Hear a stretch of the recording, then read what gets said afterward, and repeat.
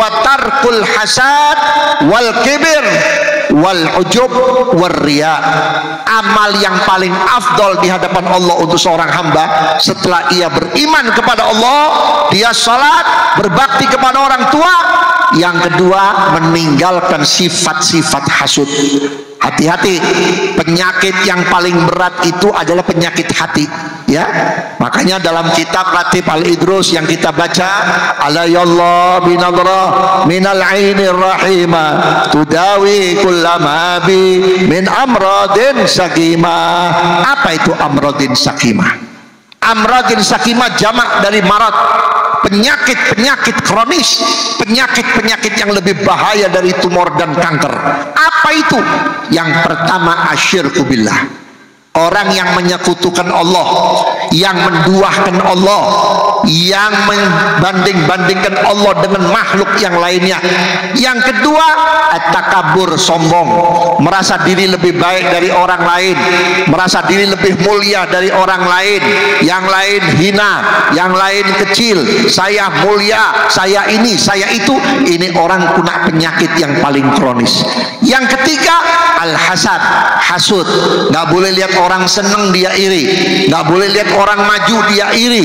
Makanya saudara-saudara, di zaman Imam Hasanul Basri, ketika beliau tawaf di sekitar Ka'bah, ada seorang ibu bertawaf, melaksanakan tawaf dengan menggendong seorang anak kecil atau usia mungkin 1 bulan 2 bulan.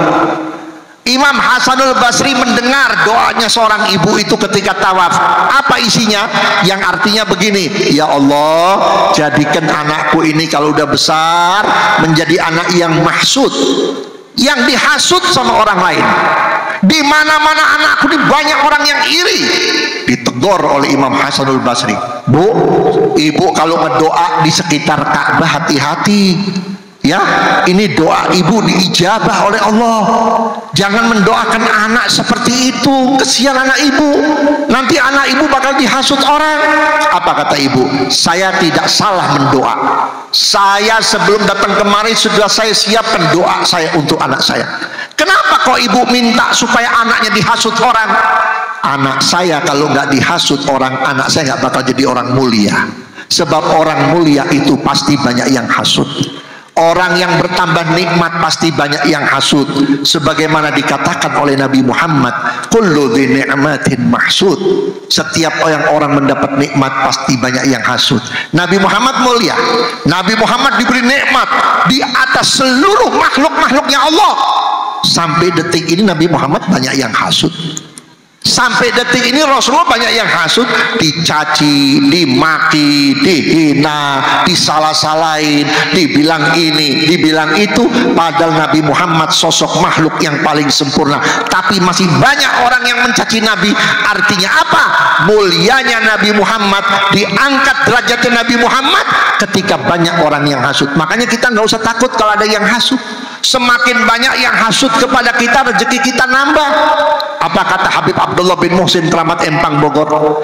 Al-hasud la yasud wala yahsulul maksud, rizqul hasid lil mahsud. Orang yang hasud itu nggak ada ceritanya senang. Saudara tahu, di zaman Imam Malik ketemu orang usianya 124 tahun, tapi penampilannya, ya, penampilannya seperti usia 50 tahun, awet muda. Ditanya oleh Imam Malik, kalau usiamu 124 tapi aku lihat penampilanmu seperti usia 50 tahun, kamu minum jamu apa? Kamu berobat dengan siapa? Apa jawab beliau? Jamuku cuma satu, tarkul hasad. Aku tinggalkan sifat hasud. Ternyata sifat hasud itu yang bikin orang cepat peot, cepat tua, cepat nggak bagus mukanya, dan pendek umurnya. Ya jelas, lihat orang yang hasud, nggak bisa tidur. Orang udah ngimpi 3 kali dia nggak bisa tidur, ya. Orang udah ngorok dia nggak bisa tidur. Cuman mikirin apa? Cuman mikirin tetangganya beli motor baru, ya, datang lagi tetangganya beli TV, gitu lagi, nggak bisa tidur.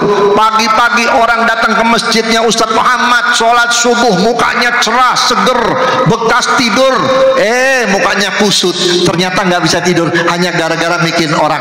Makanya saudara-saudara, saya katakan dari dulu, kalau ada yang hasut sama kita, anggap aja kita ini pohon pisang, mereka itu tai kebo. Pohon pisang kalau pengen subur, dikasih tai kebo, subur nggak? Subur nggak? Lihatin pohon pisang, dikencingin tambah gede, bukan marah. Diberakin sama binatang, tambah subur. Nah kita begitu, kita berdakwah, kita berjuang, kita berusaha, kita mencari rezeki yang halal, dihasut, jangan takut, makin naik, makin naik. Cuman zaman sekarang harus hati-hati, harus punya pegangan, baca ratib jangan ketinggalan.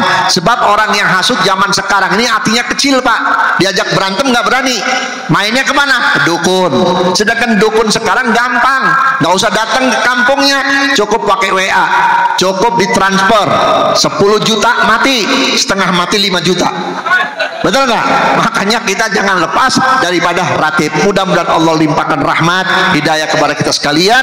Kurang dan lebihnya mohon maaf. Assalamualaikum warahmatullahi wabarakatuh.